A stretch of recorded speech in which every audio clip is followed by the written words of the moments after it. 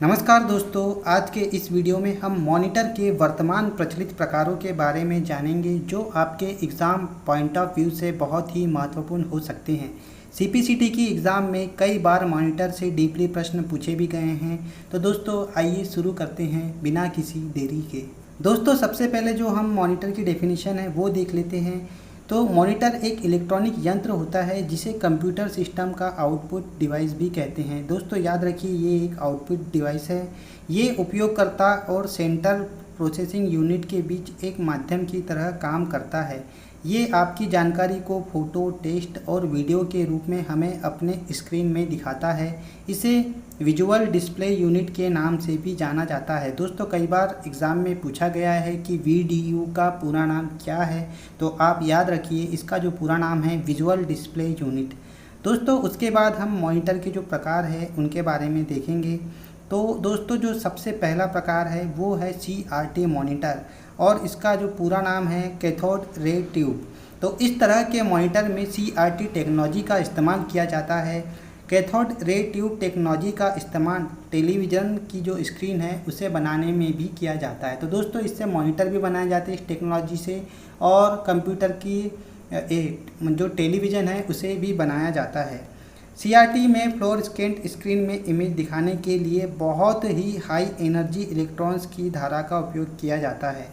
तो दोस्तों आपको याद रखना है, कई बार एग्ज़ाम में प्रश्न पूछा भी गया है कि हाई एनर्जी इलेक्ट्रॉन्स की धारा किस प्रकार के मॉनिटर में यूज़ की जाती है। तो CRT में इसका यूज़ किया जाता है, ये आपको याद रखना है। दोस्तों जो मॉनिटर का अगला प्रकार है वो है लिक्विड क्रिस्टल डिस्प्ले LCD। इसका नाम आपने सुना ही होगा और यह आज के समय में काफ़ी प्रचलित भी है। अगर हम बात करें तो इसमें मोनोक्रोम पिक्सल की एक परत होती है जो दो ट्रांसपेरेंट इलेक्ट्रोड और दो पोलराइजिंग फिल्टर्स के बीच में सिमेट्रिकली अरेंज्ड होती है। इसमें ऑप्टिकल इफेक्ट बनाने के लिए लाइट के अलग अलग अमाउंट को पोलराइज करके लिक्विड क्रिस्टल लेयर से पास कराया जाता है। इस तरह स्क्रीन पर इमेजेस बनकर हमें दिखाई देती है। और अभी के समय में दो तरह के LCD जो टेक्नोलॉजी है वह मार्केट में उपलब्ध है, जिसमें एक्टिव मैट्रिक्स और दूसरी है पैसिव मैट्रिक्स। एक्टिव मैट्रिक्स को ही दोस्तों TFT के नाम से भी जाना जाता है, जिसका जो TFT पैनल होते हैं जो काफ़ी प्रचलित है आज के समय में। तो उसमें जो एक्टिव मैट्रिक्स है उसका यूज़ किया जाता है। उसके बाद दोस्तों जो मॉनिटर का अगला प्रकार है वो है लाइट एमिटिंग डायोड, जिसे हम LED के नाम से भी जानते हैं, और यह भी वर्तमान में काफ़ी प्रचलित है। LCD की तरह ये भी फ्लैट पैनल डिस्प्ले या स्लाइटली कर्व्ड डिस्प्ले होते हैं। तो दोस्तों आप लोगों ने गेमिंग के यूज़र्स होते हैं उनके पास कर्व्ड डिस्प्ले देखे होंगे, तो उसमें भी इस टेक्नोलॉजी का इस्तेमाल किया जाता है। इस प्रकार के मॉनिटर का इस्तेमाल किया जाता है। इसमें बैक लाइटिंग के लिए लाइट इमिटिंग डायोड का इस्तेमाल किया जाता है। तो दोस्तों आपको याद रखना है कि लाइट इमिटिंग डायोड्स का इस्तेमाल किस प्रकार के मॉनिटर में किया जाता है। तो LED में लाइट इमिटिंग डायोड्स का इस्तेमाल किया जाता है, जबकि LCD में बैक लाइटिंग के लिए कोल्ड कैथोड फ्लोरोसेंट का इस्तेमाल किया जाता है। तो ये भी आपके एग्ज़ाम के पॉइंट ऑफ व्यू से इम्पॉर्टेंट हो सकता है, ये बात आप याद रखिए। उसके बाद दोस्तों LED में काम करने के लिए CRT और LCD दोनों की तुलना में कम बिजली की खपत होती है, ये आपको याद रखना है ना। तो LED जो है वो CRT और LCD की तुलना में कम बिजली का यूज़ करता है, इसलिए इसे इको फ्रेंडली भी कहा जाता है और इस वजह से यह प्रचलित भी है। ये बहुत ही हाई कॉन्ट्रास्ट में इमेज को बनाते हैं और इन्हें डिस्पोज करने में भी ज़्यादा प्रदूषण नहीं होता। और दोस्तों इसका जो जीवन काल होता है LED का वह भी काफ़ी लंबा होता है LCD और CRT की तुलना में। तो दोस्तों यदि आप मॉनिटर लेना चाह रहे हैं तो आप LED मॉनिटर का यूज़ करें, यह काफ़ी यूज़फुल हो सकता है आपके लिए। उसके बाद दोस्तों जो अगला मॉनिटर है वो है प्लाज्मा मॉनिटर। तो प्लाज्मा स्क्रीन या प्लाज्मा डिस्प्ले हाई कॉन्ट्रास्ट वाले स्क्रीन होते हैं जिनमें वाइब्रेंट्स कलर और ब्राइटनेस होती है। ये विजुअल एक्सपीरियंस को और बेहतर बनाते हैं। ये प्लाज्मा डिस्चार्ज के सिद्धांत पर काम करते हैं, जिसे आइडियली ग्लास के फ्लैट पैनल में डिस्चार्ज कराया जाता है। इस डिस्चार्ज में 2 कंपोजिशन होते हैं, एक ज़ेनॉन और एक नियॉन।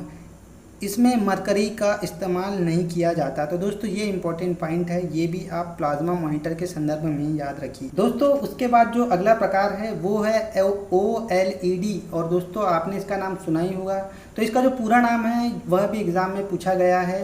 तो ऑर्गेनिक लाइट इमिटिंग डायोड, यह एक ऐसी तकनीक है जो television screen, smartphone, game console और PDA में भी इसका इस्तेमाल किया जाता है।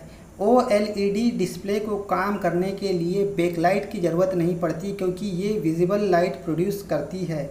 इसलिए ये LCD की तुलना में बहुत पतले बनते हैं और बनाए भी जा रहे हैं, और वज़न में बहुत हल्के भी होते हैं। तो दोस्तों आप लोगों ने इस टाइप के मॉनिटर भी देखे होंगे जो गेमिंग के लिए यूज़ किए जा रहे हैं, और इसकी जो पिक्चर क्वालिटी होती है वह भी बहुत अच्छी होती है, और यह भविष्य में और भी ज़्यादा जो है दोस्तों सस्ते होते जा रहे हैं। और OLED चलने के लिए यह भी बहुत कम बिजली की खपत का यूज़ करते हैं। तो दोस्तों यदि आप मॉनिटर लेना चाहते हैं तो OLED भी आपके लिए एक बेस्ट ऑप्शन है, क्योंकि इसमें यह यूज़र के लिए इको फ्रेंडली है, साथ ही साथ बिजली की भी कम खपत करते हैं, और दोस्तों इनकी जो कॉस्ट है वह भी ज़्यादा नहीं है। उसके बाद दोस्तों हम बात करें जो डिस्प्ले, जो मॉनिटर तो होते हैं लेकिन इनमें भी आजकल दोस्तों जो पैनल आते हैं जो एग्ज़ाम में आपसे इसके प्रश्न पूछे जा सकते हैं, क्योंकि एग्ज़ाम में भी जो नई टेक्नोलॉजियां हैं उनसे संबंधित प्रश्न पूछे जा रहे हैं, और काफ़ी सर्चेबल टॉपिक्स एग्ज़ामिनर द्वारा निकाले जा रहे हैं। तो इसमें दोस्तों जो है पैनल टाइप वह भी आपसे पूछा जा सकता है। तो कुछ जो अभी प्रचलित पैनल टाइप्स हैं उसमें है दोस्तों जैसे TN, तो इसका जो पूरा नाम है ट्विस्टेड न्यूमेटिक। उसके बाद दोस्तों IPS पैनल, यह भी काफ़ी प्रचलित है, और वर्तमान में जो गेमिंग यूज़र्स है वह इस तरह के पैनल्स का काफ़ी ज़्यादा इस्तेमाल करते हैं। तो इसका जो पूरा नाम है दोस्तों वो है इन प्लेन स्विचिंग। उसके बाद दोस्तों बात करते हैं MVA पैनल की। तो इसका जो पूरा नाम है मल्टी डोमेन वर्टिकल अरेंजमेंट। उसके बाद दोस्तों अगला है PVA, और ये भी आपसे एग्ज़ाम में पूछा जा सकता है कि इसका पूरा नाम क्या है। तो पैटर्न्ड वर्टिकल अरेंजमेंट। तो ये जो मैंने कुछ पैनल बताए हैं जो आपके एग्ज़ाम के पॉइंट ऑफ व्यू से काफ़ी इम्पोर्टेंस हो सकते हैं। तो दोस्तों आशा करता हूँ आपको मेरा आज का वीडियो पसंद आया होगा। यदि आपको वीडियो अच्छा लगा हो तो ज़रूर इसे ज़्यादा से ज़्यादा लोगों तक शेयर करें, और यदि आप हमारे चैनल से नए जुड़े हैं तो दोस्तों हमारे चैनल को ज़रूर सब्सक्राइब करें, लाइक करें, कमेंट करें, और इसे ज़्यादा से ज़्यादा शेयर करें। दोस्तों आगे भी मैं ऐसे यूज़फुल वीडियो लाता रहूँगा। धन्यवाद दोस्तों। जय हिंद, जय भारत, वंदे मातरम।